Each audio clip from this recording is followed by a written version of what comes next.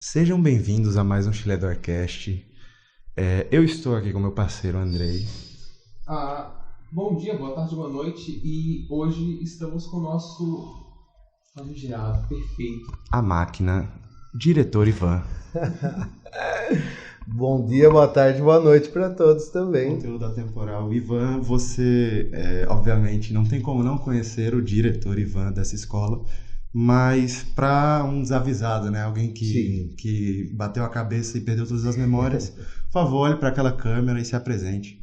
Então, eu sou Ivan, sou diretor da escola, estou no Maria de Almeida há 10 anos, esse é meu 10º ano. Comecei aqui como vice-diretor no lugar da Cíntia, que muita gente conhece também, ficou um tempinho aqui. O diretor na época era o José Carlos, a gente fez parceria por uns 4, 5 anos, depois ele se aposentou e eu fiquei no lugar dele na direção esses últimos 5 anos aí.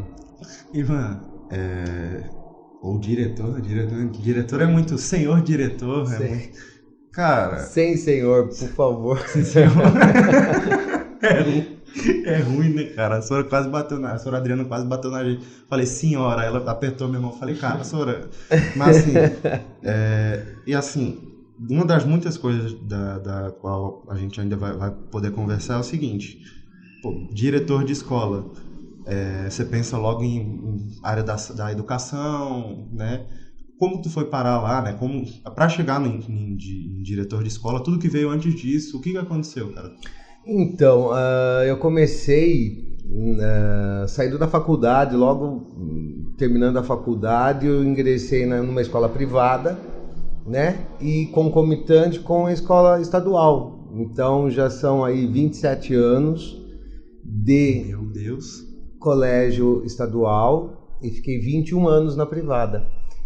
E os colégios particulares, eles me deram uma base muito grande para trazer para a rede estadual um conhecimento melhor, uma modalidade melhor na educação, uma forma, uma estrutura melhor. Então, como foi o aprendizado logo após a faculdade, quando a gente sai da faculdade a gente não conhece tudo, né? Então a gente vai aprendendo aos poucos.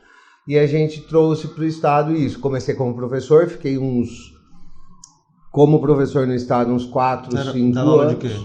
Minha formação, a minha primeira faculdade é Ciências Físicas e Biológicas. Eu sou biólogo, com formação em Ciências. Daí... Salvava tartaruguinha? Quase isso. Quase fui para Santa Catarina trabalhar no mar, mas... Por pouco, mas daí fiquei na educação mesmo. Daí minha segunda faculdade, porque houve necessidade devido ao colégio particular, eu fiz uma segunda faculdade de matemática. Então eu fiz a faculdade de matemática com habilitação em física e química. E quando eu vim para a gestão, quando eu imaginei estar numa gestão de escola, houve a necessidade de uma terceira faculdade que fiz pedagogia. Meu Deus. Então, as minhas habilitações é biologia, ciências, matemática, física e química. Ele sai de biologia para matemática. Exatamente. Física e química, meu Deus. É o kit professor completo. A gente tenta, né? Pelo menos... Só uma pergunta. Se você fosse dar aula aqui na escola, você pode dar aula de... Dessas 5 disciplinas, exatamente. De tudo, bem dizer, né? Pode pegar qualquer matéria. Exatamente. Tanto que quando eu comecei na minha carreira... depois da segunda faculdade, eu pegava um pouco de matemática, um pouco de biologia, um pouco de ciências, física e química. Por quê? Para a gente estar conhecendo e trabalhando com essas disciplinas, não deixando perder, né, o conhecimento, não deixando esquecer alguma coisa. Então, eu gostava de pegar um pouquinho de cada uma para estar sempre estudando, sempre me atualizando com as novidades, né, que todo ano... aparecem coisas muito legais e importantes nessas disciplinas. E qual foi a maior diferença que tu sentiu nessa troca de, por exemplo, professor, né? Para não necessariamente diretor, mas assim, coordenação ali? Sim, eu fiquei uns 4, 5 anos como professor dessas disciplinas. Logo após, fui convidado para a coordenação pedagógica, que eu fiquei mais 7 anos como coordenador pedagógico na escola do Jardim Tarumã. Eu fiquei quase 15 anos, né, no João Batista Curado, que é uma escola que fica no Jardim Tarumã, uma escola de periferia, uma escola que tem muitos problemas sociais, né, o índice de violência é altíssimo, fica muito perto do Jardim São Camilo, e os meus alunados eram do Jardim São Camilo, então a gente tem, em cada unidade escolar que a gente vai, a gente tem que se adaptar à comunidade. Então, eu comecei como professor lá, logo após 4, 5 anos eu fui para a coordenação pedagógica, então eu lidava muito com as famílias. E depois desses 7 anos de coordenação, recebi o convite de vice-diretor lá também, ingressando na vice-direção lá, que eu fiquei por mais uns 5 anos. E eu tive o aprendizado foi muito grande, porque o desenvolvimento social naquela escola é muito diferente daqui.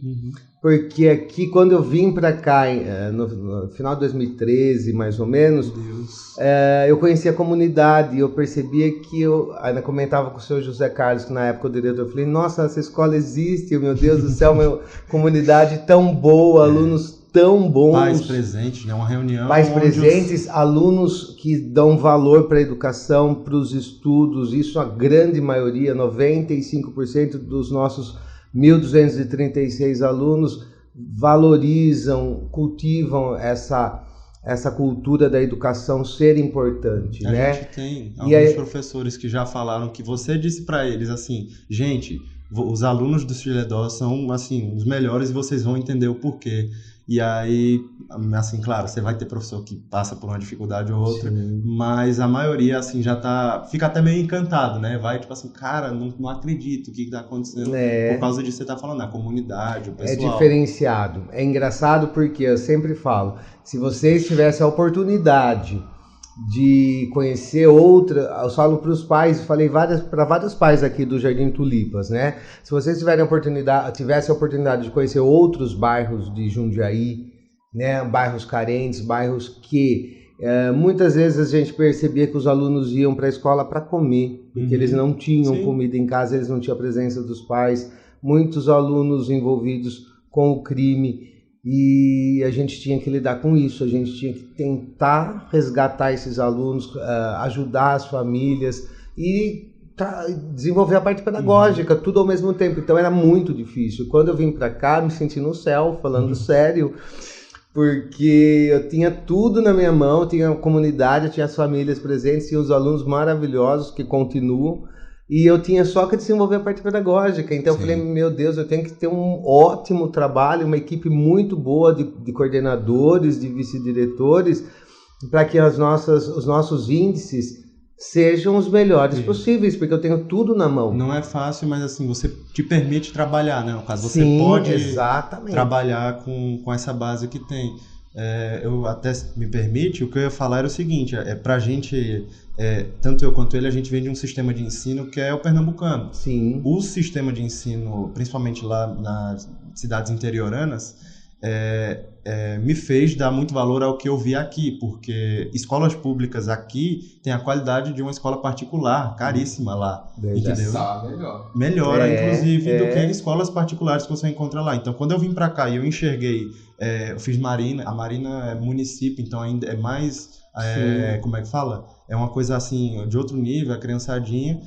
Até quando eu subi pra Xeradó, eu falei, cara, isso aqui é uma escola particular, pô. Eu não Exatamente, eu enxergo dessa maneira mesmo, porque eu sempre busco convidar professores, muitos professores me conhecem da escola de outros lugares, porque foi convite mesmo de ligar e falar, vocês não acreditam na escola que eu estou, venha pra cá, você é bom, né? Você dá uma aula legal, tudo. Então, muitos professores eu trouxe dessa maneira, convidando mesmo, se tiver oportunidade, vai para o Chiledor, é uma escola diferenciada, e os professores chegam aqui e adoram, né? E isso que é legal, eles falam, Ivan, você não aumentou, você não inventou, é uma realidade, são alunos excelentes, maravilhosos e que a gente consegue trabalhar e desenvolver a parte pedagógica. E no processo, por exemplo, da gestão, por exemplo, você é diretor Ivan há muito tempo, mas você já foi diretor Ivan, ou vice-diretor Ivan, mas no seu primeiro ano. O que muda? O que você vai aprendendo? Tá entendendo? Sim, é assim, A do meu experiência. primeiro ano de diretor ou de vice-diretor para hoje, a gente pode acrescentar aí um aprendizado gigantesco. A cada ano que se passa, a gente consegue entender a situação de um aluno, a situação de uma família.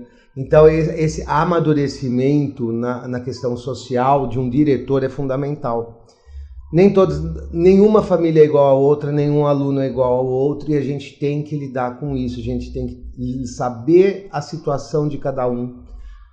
O pós-pandemia trouxe uma destruição assim emocional para todo mundo, principalmente para os alunos. Então, nesses últimos 2 anos, a gente amadureceu mais ainda com relação ao acolhimento das famílias, né, da comunidade e principalmente dos alunos. Esse entendimento se ouve muito necessário, porque a gente vai estar lidando com o social, o psicológico junto com a educação. Quando a gente junta o psicológico com a educação, existe um conflito. Sim. Muitas vezes. Então a gente tem que entender que às vezes determinado aluno precisa primeiro de uma saúde mental, de uma reestruturação psicológica, para depois começar a desenvolver o lado acadêmico, o lado da educação. Então a gente tem que ter o amadurecimento de um diretor está aí. O diretor tem que enxergar isso. O diretor tem que enxergar que o aluno às vezes precisa de alguma ação antes de desenvolver a educação. E muitos diretores novos, não culpo, não julgo, mas não tem esse amadurecimento. Então, se eu for levar a lei ao pé da letra, eu esqueço da pessoa, eu esqueço do ser humano, eu esqueço da mãe que precisa de um auxílio, do pai que precisa de uma ajuda e da família toda, e eu não posso fazer isso. É você olhar, ou aquele aluno, às vezes ele está te gerando um problema, e aí às vezes você olha para aquele aluno não como problema, como uma pessoa. Porque para você vai aparecer como uma notinha de rodapé no final do dia, mas você olha para aquilo, você lê e fala, pô, tá bom, isso aqui é um ser humano, às vezes pai, mãe, o contexto, às vezes o pai e a mãe do moleque nem sabe que ele é desse jeito, você olha, cada pessoa é uma história, uma narrativa. Exatamente, o porquê das atitudes deles. Os alunos são pouquíssimos alunos que nós temos que causa algum constrangimento, né, entre os colegas, mas o porquê isso? Né? A gente tem que analisar o porquê que esse aluno é mais agressivo, o porquê que esse aluno está dando mais problemas. Né? Está acontecendo alguma coisa em casa ou em algum lugar, algum ambiente em que ele está, que está deixando ele desconfortável. Ele vem à escola como uma válvula de escape, ele vem aqui pedindo ajuda de uma maneira que nem ele sabe. Então, às vezes, um comportamento agressivo, uma depredação, a gente tem que analisar tudo isso. Não é ele fez porque quis, ele fez porque está acontecendo alguma coisa com ele na casa dele. Então, vamos atrás, vamos descobrir, vamos perguntar para a mãe, vamos analisar o que está acontecendo com esse aluno. Isso eu imagino que além da faculdade de psicologia, porque imagino que ela te ajude a não ser só um gerente da escola, cara que chega assim nos documentos e vai embora, mas é isso que você falou, experiência. Né? Tato, é você lidar com o ser humano a cada dia a dia. Isso eu imagino que só... e até emendando no que você falou da pandemia, que assim, a gente passou por algumas mudanças no sistema de ensino, não só falando de ensino médio, fala assim, o próprio, como é que chama? O EAD teve que trocar todo, depois vem logo o PEI, mas começando nisso, quando veio a pandemia, eu estava aqui ainda, né, as aulas pararam e a gente pensava, em junho volta. Exatamente, a gente tem um plano curto, né? A gente Como que foi para vocês, da gestão, todo esse processo? Foi muito, causou um impacto muito ruim. Por quê? Em março, que a gente fechou as escolas, a gente ficou numa situação complicada. Ninguém sabia como ter uma aula de educação do ensino fundamental e ensino médio por EAD. A gente sabe que as faculdades têm essa experiência, né? Mas nós não tínhamos, nenhuma escola tinha, nem as particulares. E como lidar com isso? Como não fazer com que o aluno fosse prejudicado? Porque a primeira coisa que passava na nossa cabeça era: o aluno não pode ser prejudicado. O único que não pode ser prejudicado é o aluno. Sim. Então o professor tem que dar um jeito, o diretor tem que dar um jeito, as famílias se voltavam para poder auxiliar o filho, né, a filha, para que eles assistissem essas aulas. Mas a gente sabe que como eram anos de pandemia, ninguém tinha o controle da situação, ninguém sabia o que ia dar, a gente pensava que em alguns meses voltava e aquilo lá virou 2 anos quase.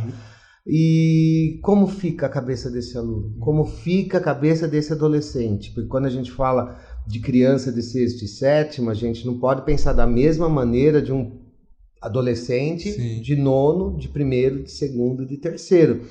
São situações diferentes, é uma vivência totalmente diferente. Isso tanto dentro de casa quanto fora. Então a cabeça de um adolescente complicou muito com a pandemia.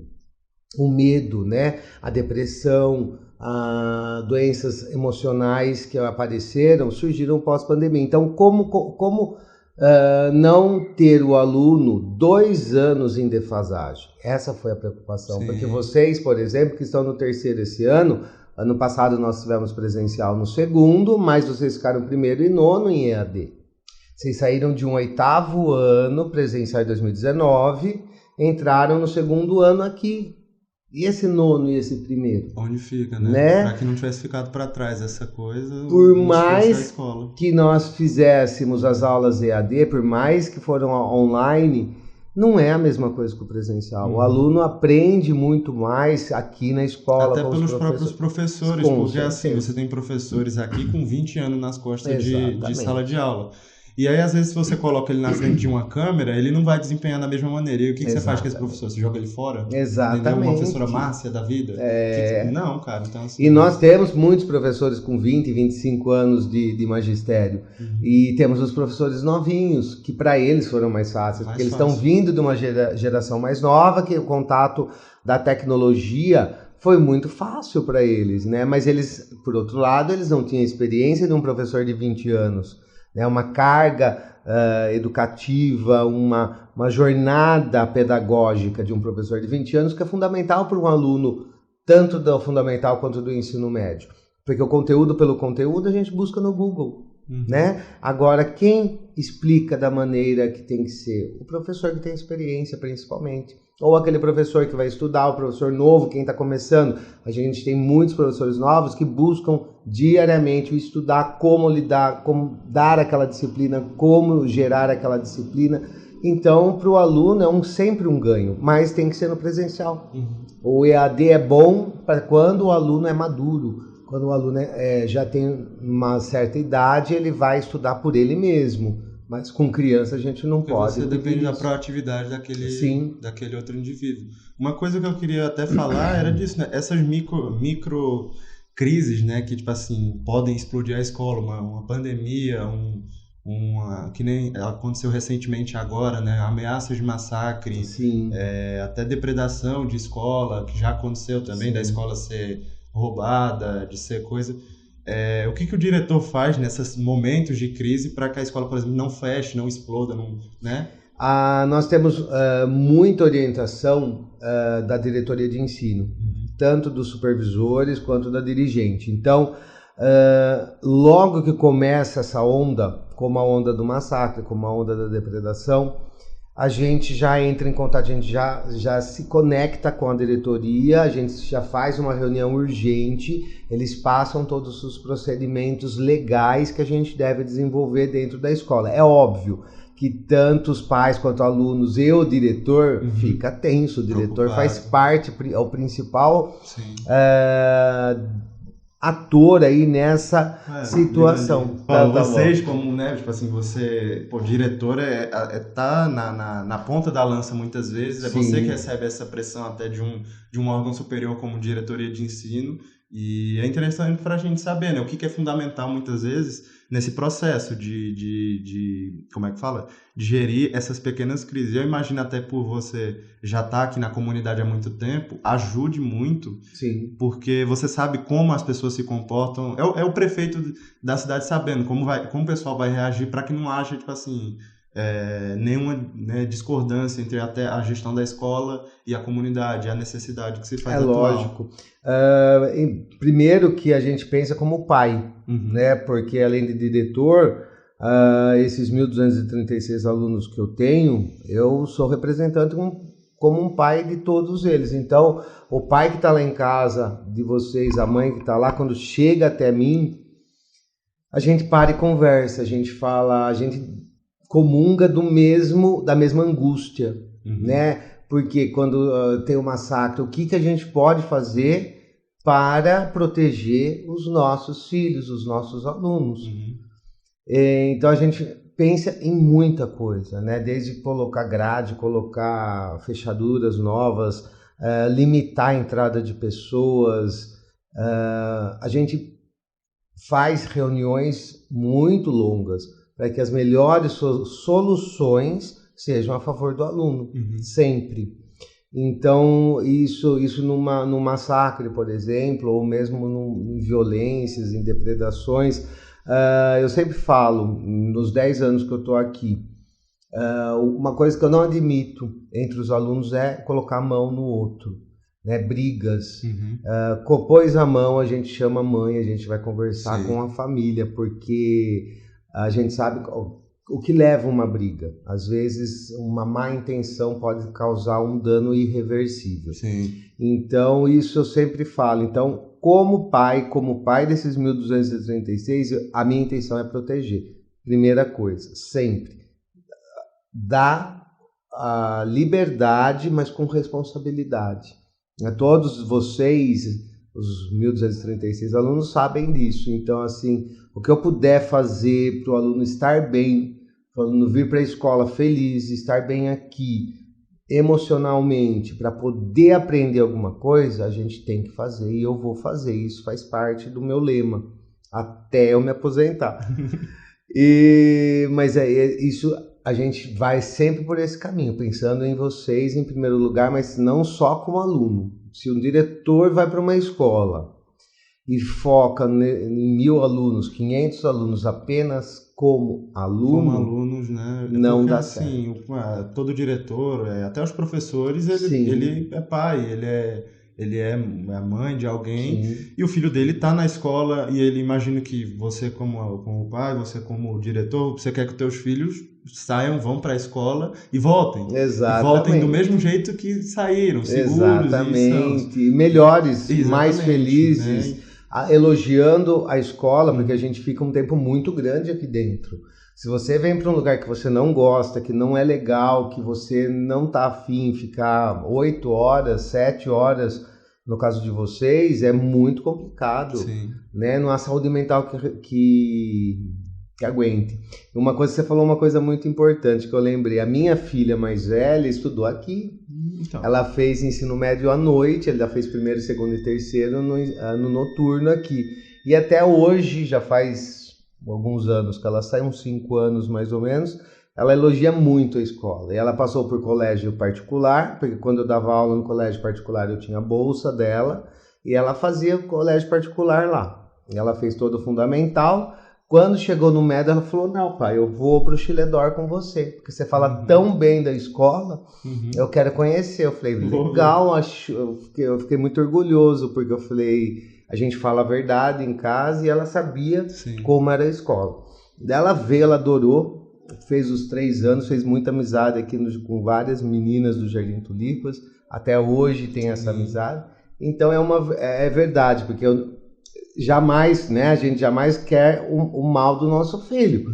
Então, como eu acredito na escola muito, como eu vejo a escola como um pedaço da nossa casa, eu falei, não, vamos estudar que você vai gostar. Então é literalmente uma escola que a sua filha estudaria, estudou. Então eu imagino que isso conforta e dê a confiança para qualquer pai, por exemplo, que venha trazer seu filho, porque você está colocando literalmente o que é seu, né, aquilo que você ama em jogo, porque a gente mora aqui dentro, querendo ou não. Exatamente. E aí a gente enxerga o valor que tem aqui dentro dessa escola, dessa e de outras gestões. Sim. E aí, mas mesmo assim, a gente, com essa escola maravilhosa, como a gente vê no episódio do Carlinhos, a gente acaba acontecendo muita coisa, né? Muita coisa de curiosa.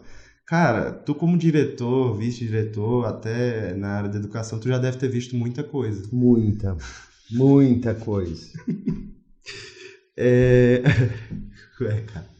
Cara, o Carlos, cara, eu não vou nem falar, velho. Só vão lá, por favor, e assistam o episódio, o Carlinhos aqui. Hoje em dia ele é um homem redimido, mas assim... Ele contou a história arrependidamente. Como é que é? Ser maluco. Mas assim, quando, por exemplo, tu pega um aluno, que foi o caso do Carlinhos, vamos lá, raramente a gente escuta falar de gente que é expulsa, por exemplo, da Sheila Dora. Sim. Entendeu? E isso até olhando pelo perfil dos alunos, porque eu acabo conhecendo, porque eu conheço essa geração, a próxima que está vindo, e a geração anterior, que se formou antes de mim, meus primos estudaram aqui. Eu sei que os caras não eram lá santinhos, mas eles... a professora Márcia lembra, conhece, tudo mais. E o que acontece? Mesmo tudo acontecendo, o cara nunca foi expulso, por exemplo.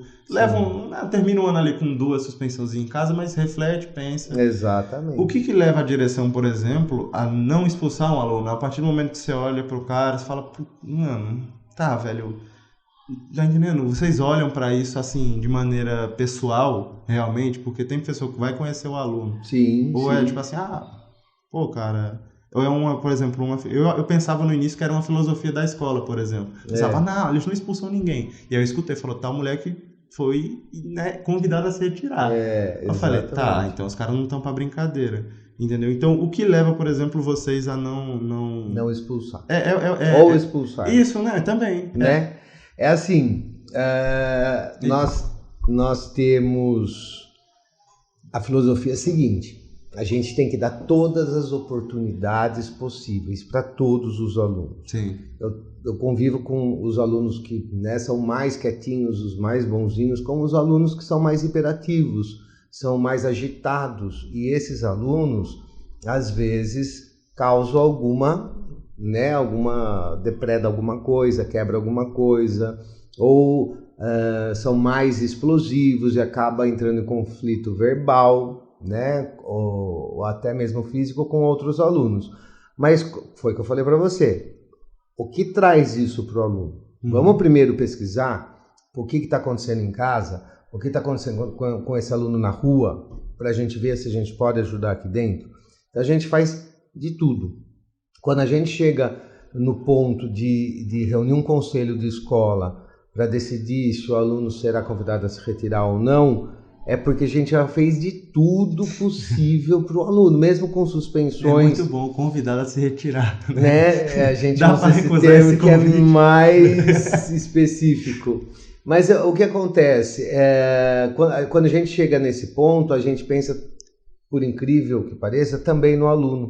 Porque quando ele chega no ponto de reunir o conselho para uma expulsão, existe uma situação que às vezes vai ser prejudicial para o próprio aluno, ou vai ter consequências físicas para o próprio aluno. Você está preservando ele exatamente, tirando desse ambiente. Tirando do ambiente que ele está, preservando a saúde dele física e emocional, para ir para um outro lugar que ele não conheça outras pessoas, para ele começar uma vida nova. Então a gente pensa assim, quando a gente vai convidar o aluno a se retirar, nesse intuito. Todo aluno tem solução, por exemplo? Todo aluno tem solução.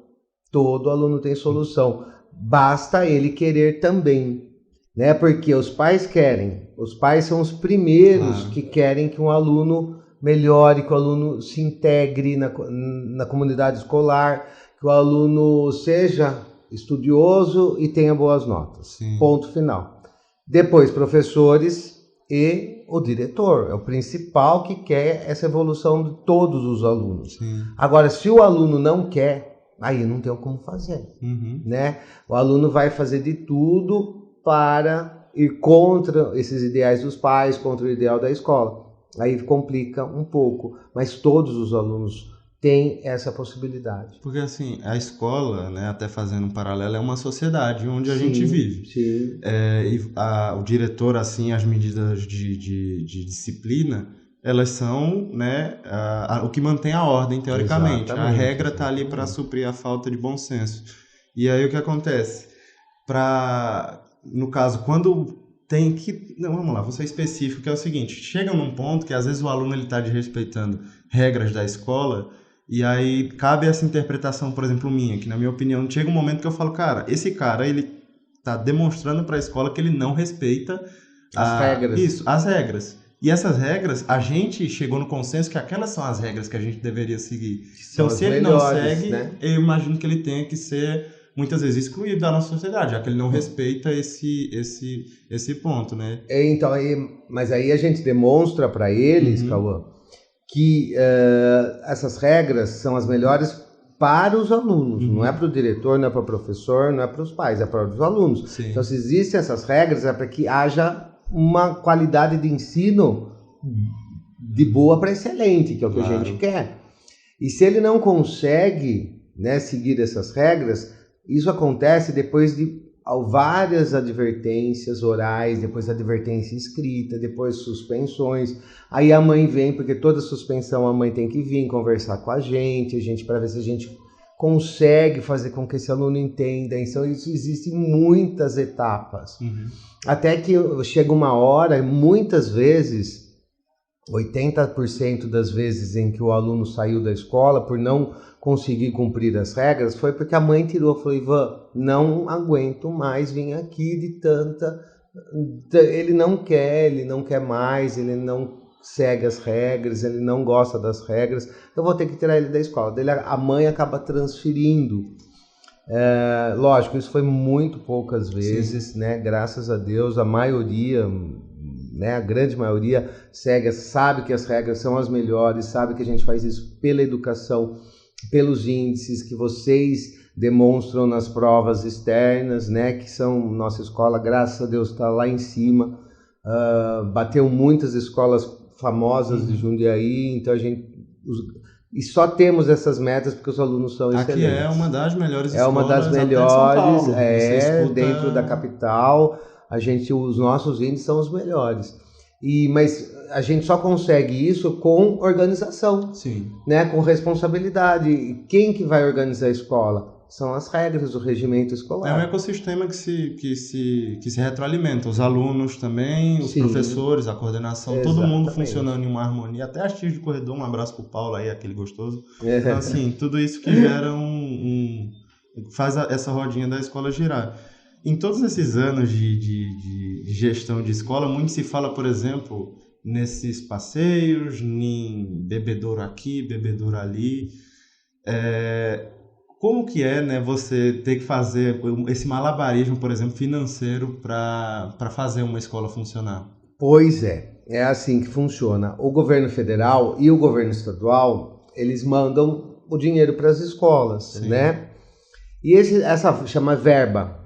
Essa verba, ela chega até a escola numa conta do Banco do Brasil, todas as escolas têm uma conta no Banco do Brasil, e a gente chama o conselho de escola, ou a gente chama, que geralmente a gente convida alguns pais, às vezes os pais não podem vir, mas a maioria de professores, funcionários, gestores, para decidir o que fazer com esse dinheiro, né? E isso tem que ser uma coisa muito clara, muito límpida, porque é dinheiro público. Então, como todo dinheiro público, a gente tem que prestar contas. E a gente coloca sempre em exposição na escola, num espaço, principalmente no final do ano, toda a verba que a gente recebeu, aonde a gente gastou, no que foi gasto. Mas foi o que você falou, às vezes eu preciso de um bebedouro, às vezes eu preciso de uma televisão nova, de ventiladores, preciso reformar o banheiro, preciso arrumar os vasos sanitários, pia, torneira, tudo depende do diretor atuar para comprar e arrumar. E às vezes o governo ele não manda o dinheiro suficiente. Ainda mais numa escola desse tamanho, eu precisaria de uma verba 3 vezes maior para fazer tudo que eu quero para os alunos, né? Então, meu sonho, eu estava comentando ontem com os professores, é que se viesse uma verba legal para a gente, Eu queria fazer a parte externa da escola, eu queria fazer todo o gramado, eu queria conseguir com o nosso prestador, que ajuda muito a gente, o Anderson, que vocês veem ele andando por aí, ele vai revitalizar a parte da frente da escola a partir da semana que vem. Ele vai tirar aquelas grades, vai fazer o gramado novamente, vai pôr bancos de alvenaria, vai pôr mesinhas para vocês utilizarem todo aquele espaço. Sensacional. Então, assim, a ideia eu tenho, vontade eu tenho, mas eu preciso da verba, eu preciso do dinheiro. Sim. E com essa transição do governo, né, que agora mudou a partir desse ano, mais 4 anos, a verba foi extremamente reduzida. Sim. Então, o que já era já era difícil. Vamos colocar umas 6 vezes menor. Então, amado, é complicado a gente poder arrumar a escola, deixar uma escola bonita com uma verba muito pequena. Sim. Então, o que está dando desespero na gestão da escola atual? Nossa gestão agora. A gente vai pedir a APM para os alunos ajudar a escola, que o Marina faz isso, né? Então, a gente vai pedir novamente para os alunos, quem puder ajudar a compartilhar, né, com a gente, essa angústia de ajudar quanto for. A gente vai fazer as festas nossas para a gente arrecadar alguma coisa. A gente tem a cantina nossa, ela é alugada para a Rosana, né, que é da comunidade, e ela paga o aluguel para a gente, que não é muito, mas é um dinheirinho que entra, que é R$1.000 que ela paga de aluguel. E é isso que a gente tem de verba. Que a gente pode, por exemplo, se quebrar uma torneira hoje, eu preciso pensar se eu tenho dinheiro para comprar a torneira para pôr na pia de vocês. Olhar a verba 1 ou 2 vezes assim. Exatamente. E assim, às vezes vem uma verba, eu preciso principalmente da verba de manutenção, que é uma verba que vai autorizar o diretor a reformar a escola, a pintar a escola, a levantar as salas. A gente tinha até o ano passado 14 salas de aula.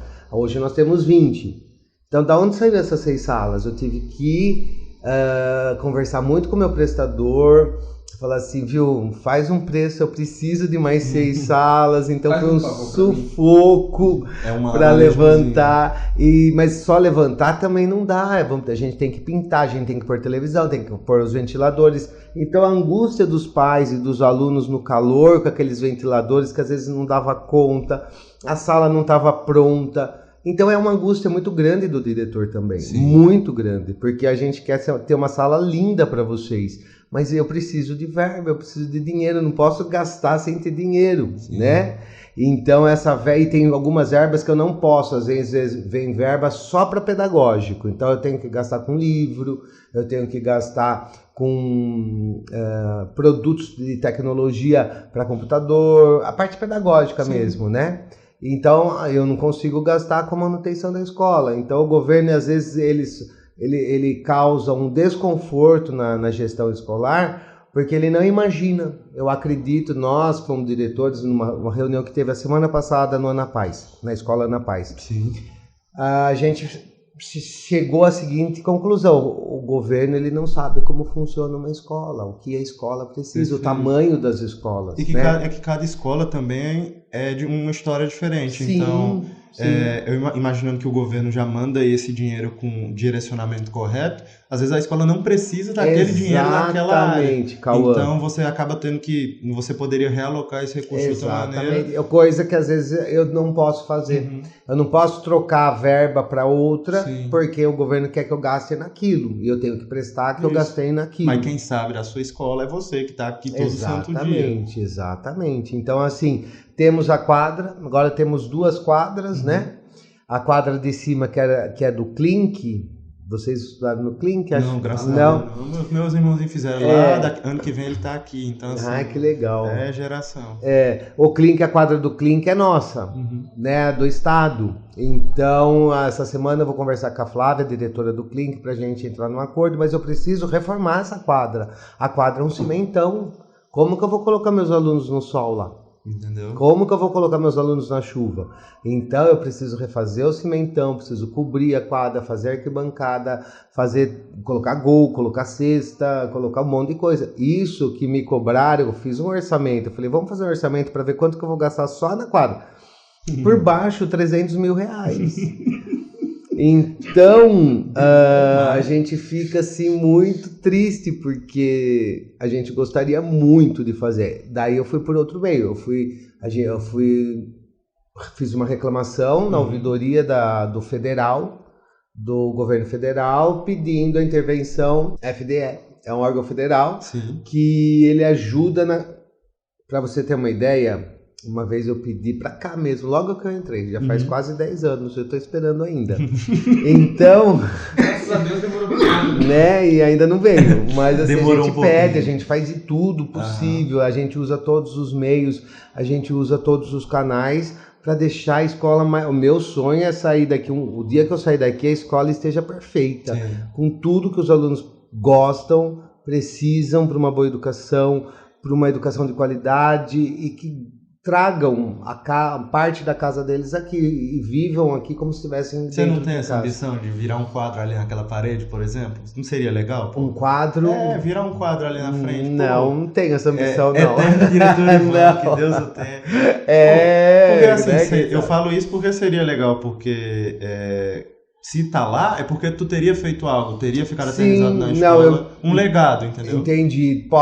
Se eu conseguir, por que não? Isso é o que a gente... Mas eu gostaria de virar um quadro somente se eu conseguisse alguma coisa desse nível, dessa estrutura que eu imagino como a escola vai ficar legal. Sim. Né? Então eu tenho tanto espaço na escola que eu poderia reestruturar, poderia otimizar para o aluno, mas o governo não me manda verba, então existe uma angústia e uma agonia muito grande com relação a isso.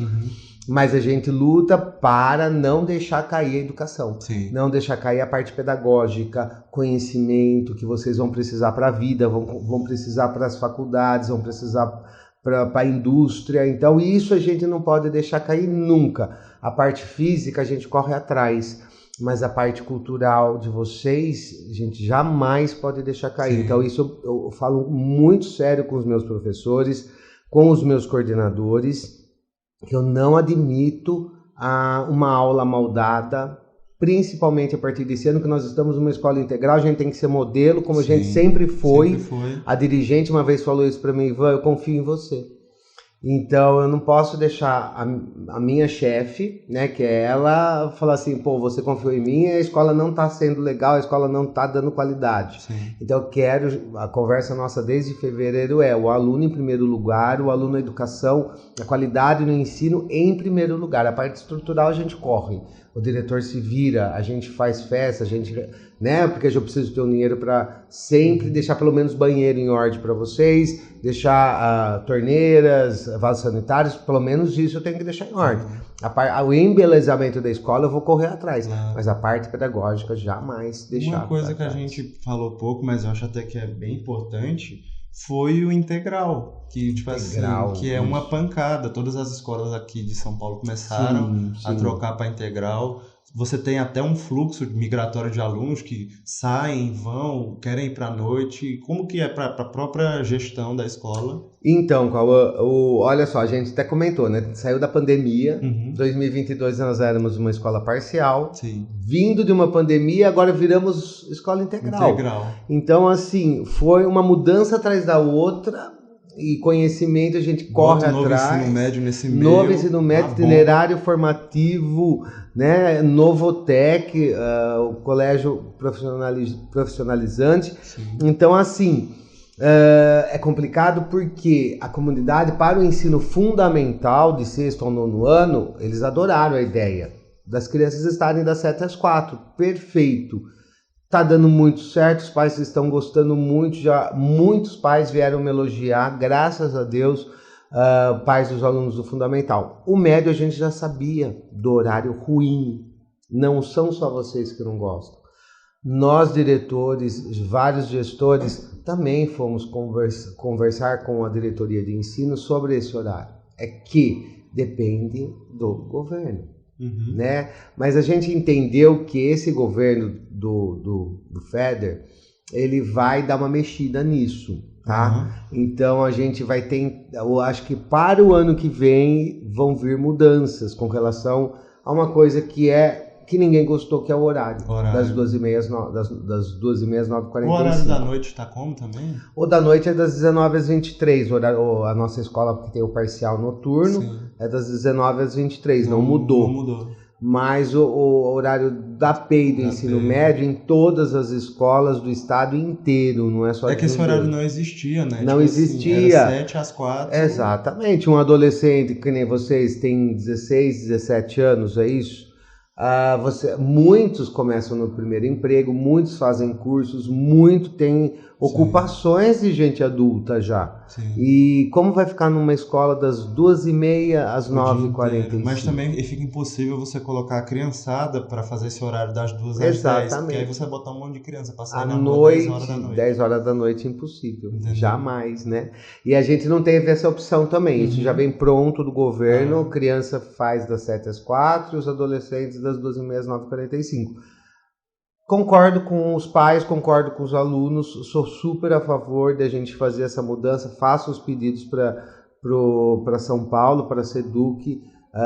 Coloco a insatisfação quanto ao horário. Sim. Tá? Isso vocês fiquem Claro. tranquilos, eu estou do lado de vocês sempre. O que eu quero é que vocês tenham, foi o que eu falei, venham felizes e no horário que vocês prefiram. Já houve até uma conversa para o ano que vem da PEI ser das 5 às 11, é um horário que pelo menos aí o aluno trabalha até às 5 da tarde, ou 5h30, às 10h30, alguma coisa assim, que também não deixa de ser tão ruim, porque pelo menos ele tem o dia todo livre, ele tem mais aulas do que o noturno parcial. Sim. Mas isso é a questão de quem decide isso, não é o diretor, Sim. é o governo. É uma né? coisa de cima para baixo, até imagino. Exatamente. E aí exatamente. é justamente por ser de cima para baixo que complica, porque eles não. É uma decisão tomada na caneta, ali do alto da Exatamente. brincadeira, você não sabe o contexto da vida de cada um. Tem gente até que precisa trabalhar. Precisa, a né? maioria precisa, que faz parte do salário da família. Né? O pai não ganha muito, a mãe, às vezes, o pai desempregado, a mãe Isso. desempregada, só depende do dinheiro daquele adolescente que tem que sair de uma escola integral, que é uma escola boa, a gente sabe que o ensino integral, muitas vezes, se bem trabalhado, que é o que a gente está tentando fazer aqui no Chiledor, ele dá um efeito maravilhoso, mas ele tem que deixar para um colégio à noite, das 19 às 23, porque ele precisa trabalhar e trazer o dinheiro para casa para comprar comida, pagar aluguel, Isso. comprar remédio, né? E aí um horário mal planejado, você acaba fazendo aquele aluno escolher entre trabalhar ou estudar, Exatamente. que é o que toda... Que não deveria ser, Entendeu? né? Vocês deveriam estudar até a faculdade, depois pensar em trabalhar.